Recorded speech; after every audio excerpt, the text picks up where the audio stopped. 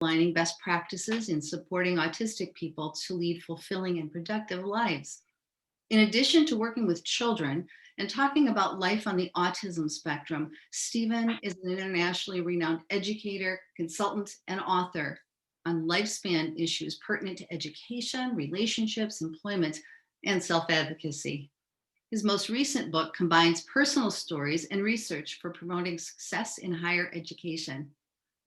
And Stephen is a current board member of Autism Speaks and the Organization for Autism Research. He's president emeritus of Asperger Autism Network and an advisory board member of the Autism Society. He's also involved in an advisory role with AANE and other autism-related organizations. Well, Stephen, we are thrilled to have you back. Welcome. Stephen, I'm going to begin with a first question. Before we get into our featured topic today, the 4A's of autism, just love to talk a little bit, as Shelley was describing your early life, about the time after you were diagnosed. Can you share with us about what support you and your parents received and how they knew what to do? And also, how did you communicate with each other before you began speaking?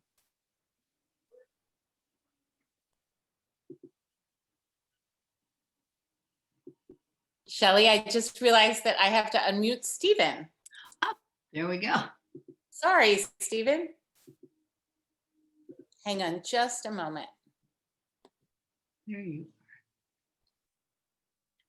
are. Oh, there right. you go. There we go. Technology. Hi. Gotta love technology. Great to be back.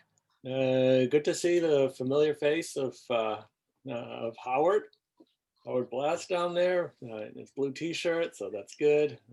Others who were here before, welcome back, and new people, welcome as well. So what brings me here? Well, taking it from the beginning, things were pretty typical for the first 18 months.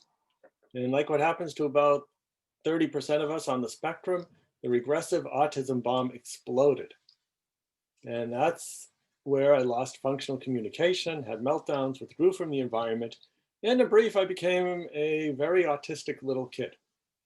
There was so little known about autism in those days. So little known that it took my parents a whole year to find a place for diagnosis. And when they did, the doctor said, well, we've never seen such a sick child. You should send him off to an institution. But fortunately, my parents, Hashem gave them the strength to advocate on my behalf and to convince the school to take me in about a year. And it was during that year that my parents implemented what we would today call an intensive home-based early intervention program. And this was a program that emphasized music, movement, sensory integration, narration, and imitation. And that's just today's terminology, because in those days, the concept of intervention or early intervention didn't even exist. So what did my parents do? Well, initially, they tried to get me to imitate them, and that didn't work. Imitation is a time-honored strategy for teaching, but for us autistic people, especially when young, maybe there's a difference in mirror neurons that makes it hard for us to imitate.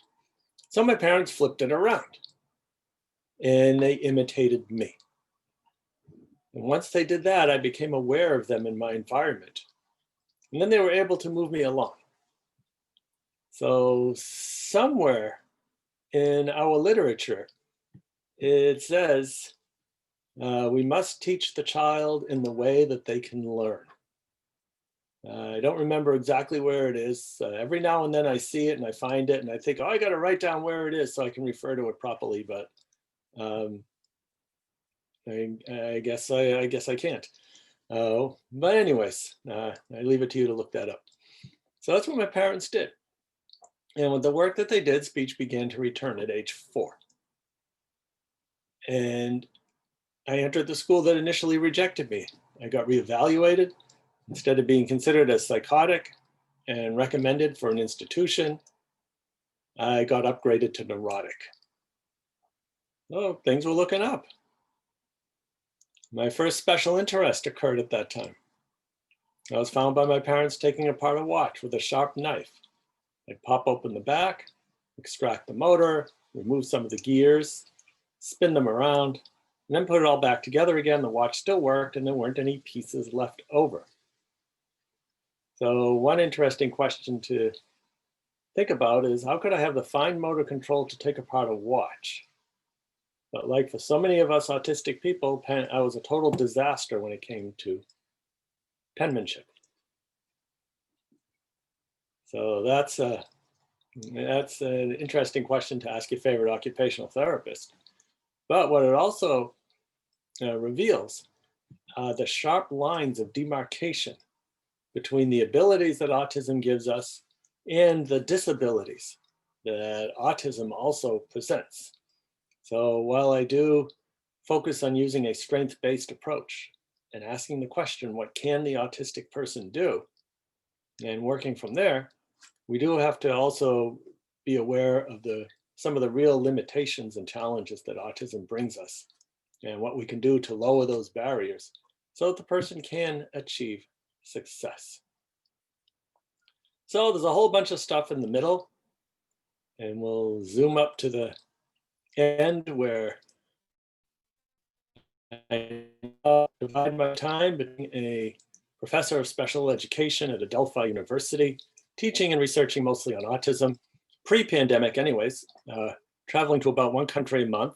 So I've been to 51 different countries, some of them multiple times, Israel 3 times, and writing about autism, researching into it, and giving music lessons to children on the autism spectrum.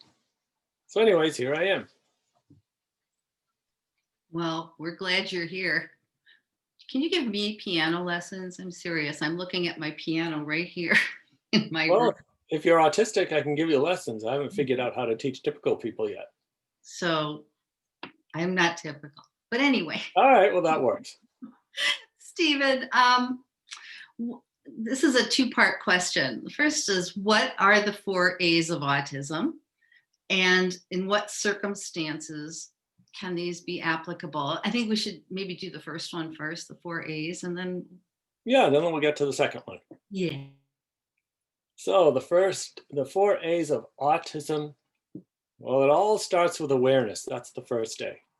And we've been at awareness for the past generation, to a point where when I was diagnosed and all through grade school, autism was thought to be a very rare psychiatric disorder caused by poor parenting, poor mothering to be specific. And that's where we heard the term refrigerator mother, for example, by Bruno Bettelheim. I think Bettelheim had a problem with his mother. I think that's what happened. Now realizing that the only thing that parents may have to do with their child's autism is they may have passed on some genetic material. But anyways, awareness. We're now aware of autism as a society, whether it's in education, employment, at home, in the community, and increasing numbers of autistic people finding out about it and then getting their suspicions validated by a more formal evaluation. So the CDC accepts a prevalence rate of 1 in 54, which is a lot of autism, almost 2%. So what I tell educators is that if you don't have an autistic child in your class now, the numbers will catch up with you and you'll have an autistic child in the next one. So that builds a solid foundation for the next step, which is acceptance. Acceptance of the characteristics. And that tends to be characterized by working with the characteristics of autism, as opposed to against them. So here's an example. And this way we're getting part of question 2 in, right along with question 1. Let us suppose we have a child, a grade school child, not interested in doing math, probably not very good at it, hard to motivate them to do math. So we take an interest inventory, and we find that one thing that this kid lives for is using a flight simulator on a computer. So we've now identified a pretty powerful reinforcer. And typically, we might say, set something up where we kind of take away the access to that interest, but you can earn it back by being good in math for the first 20 minutes of class. And if so, then you get the next 10 minutes on the flight simulator. However, that's working against the characteristics of autism. If we understand the characteristic of highly focused interests, maybe we could set it up where we can teach math using the flight simulator. There's a lot of math involved in flying airplanes. So let's work with the characteristics. So that's a pretty solid indicator that a person has progressed, or an organization such as Autism Speaks, or even entire countries, turning away from working against, curing, getting rid of, to working with the characteristics. And intense interest is one of them. Incredible strengths in specific areas is another. Widely varying skill set, which translates to the things we're good at, we're incredibly good at, the things we're not so good at, well, we need a lot of support. Well, the third A is appreciation. And appreciation is where autistic people are valued for what we can contribute to society. So one example is Temple Grandin, probably the most well-known autistic person on the planet. She's got this fascination with humane cattle processing, and she's better known in the cattle processing industry than she is in the autism world. She is appreciated for what she contributes to society. What about somebody who perhaps is more affected, someone who isn't traveling on their own and communicating the way we communicate? Well, I know of a fellow in Florida who likes to do nothing more than fold hot laundry. And I know a lot of people who would like help with their laundry. And he would be happy to help you with your laundry too, but you have to pay him to do it because that is his job. And he doesn't speak very much. He needs a lot of support in communication. He needs support in just keeping his schedule straight and getting to where he's going and getting back. And so, but he spends all day at a hot laundromat pulling clothes out of a dryer. There's probably some sensory implications to that, maybe liking the smell or the feel of freshly laundered clothes. I know cats tend to like this type of feeling and crawl into a hot basket of laundry that's just been dried. So he likes that. He folds these clothes perfectly, better and faster than anybody else. He enjoys doing this job. He's fulfilled, he's productive with what he's doing, he's contributing to society, and that's an example, another example of appreciation. And then that fourth A, action. Action is the glue that puts this all together. So it's more than just knowing these things and thinking about these, but it's actually doing.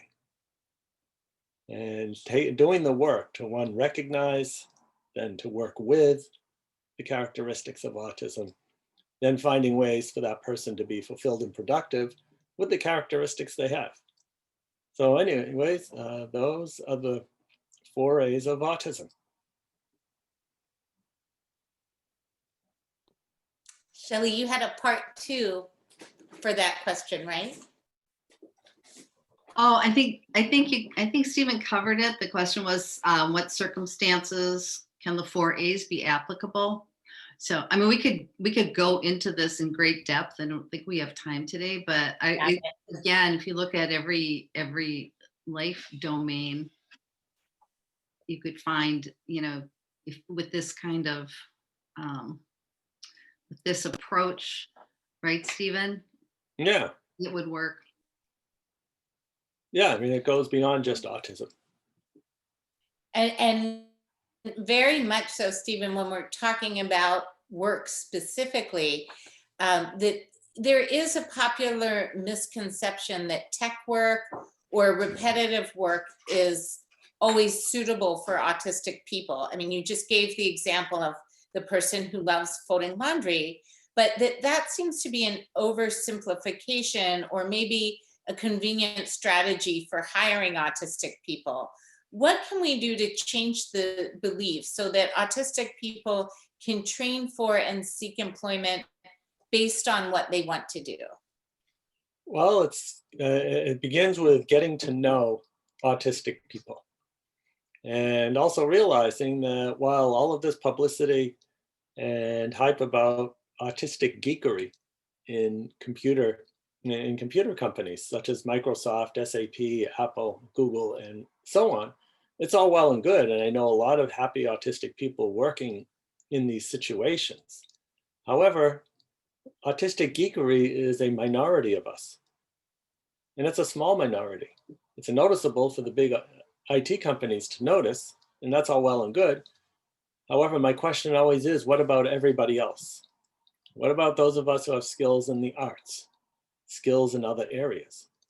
What about those of us who need more supports, just like that fellow in Florida? And if we're able to match job requirements to interests and skills, and we tend to be good at the things we're interested in, then we can make good employment matches, and you end up with someone who, because of their autistic characteristics, may end up being a better employer. So for example, routines are important to us, and employer I come across really likes it, really values when someone shows up to work on time and does their work. Sometimes we have to work a little bit to direct an interest. It may not be feasible or practical at a given time.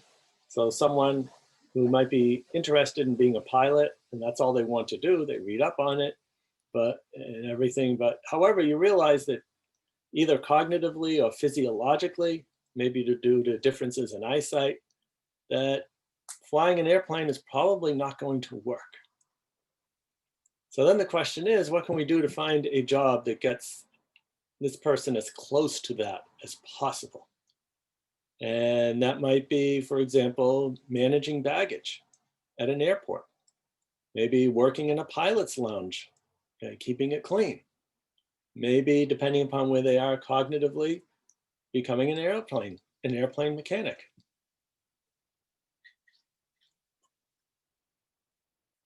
Thank you. Sure. Stephen, joining us today we have people in our audience who have disabilities, educators, clergy, advocates, family members, and others who are just interested in learning from you.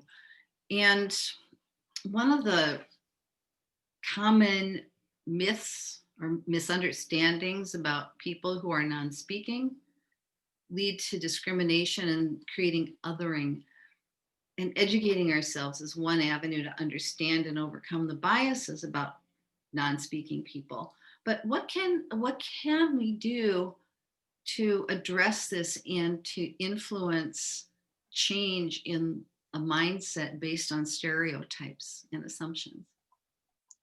Well, I think it begins with, and oh, by the way, I want to thank everybody who provided where that quote was that I mentioned earlier, Proverbs 22. So what can we do? It means getting to know people on the autism spectrum, people with differences, people with disabilities.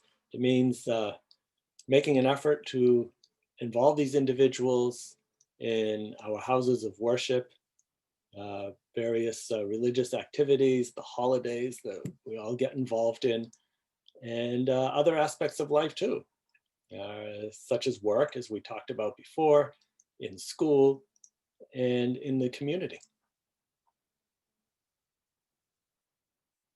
If you meet someone who is non-speaking, again, I think there's, people typically are, I don't know what to say. I don't want to say the wrong thing. I don't want to do the wrong thing. And how do I know if this, the individual understood, or how can I have a conversation? I think a more positive approach is how can we have a conversation together, back and forth dialogue with somebody who is non-speaking. Yeah. Well, someone who's non-speaking is going to use some alternative or assistive device to speak. And it may be pointing at pictures on an iPad or some tablet or a phone. It might be typing into one of these devices, and the device does the speaking. It may be communicating to this person through instant message. And this is an example of something that was developed definitely not for people with disabilities, not for autistic people in mind, but instant message, for example, and all the variants that we have of instant message are really helpful for people who perhaps don't hear, people who need more time to process. Speaking and communicating tends to be a temporal type of activity. It occurs in real time. And many autistic people need more processing time. And you don't get that when we're interacting back and forth, just as we're doing now. And we take that for granted. But some people may need to look over what has been typed, think about it, and then respond. So opening possibilities for different modes of communication and types of communication. So for example, tonight I'm going to sit on a panel with an autistic person who is non-speaking. And I say on purpose, not non, because there's a lot more to spoken communication than just the words. And nonverbal suggests that that person doesn't understand communication. And I know many people who type into their computers, and if I hadn't known that they didn't speak, I wouldn't have known that they didn't speak, because they react fast. They type and talk about things or text about things like anybody else does. And only because maybe I met them at a conference before, or somebody told me, or they told me that they don't speak, then I know they don't speak. And then there are others who, again, need more processing time. They may have difficulty controlling the muscles in their body, and it does take them a while to speak. So for Paul Kotler, who is our non-speaking member of our panel, we make adjustments and accommodations. And we let him know what the questions are going to be in advance. And if somebody asks a question to the panel, maybe we might say something like, while Paul is working on his answer, Stephen, do you have a response to this question? So making those accommodations as well. Stephen, thank you so much. We have one more question, which is kind of a fun question for you. Oh, go for it. Okay. What is the significance of the folk song Tumbala Laika in your life? Tumbala Laika. Well, here it is. One.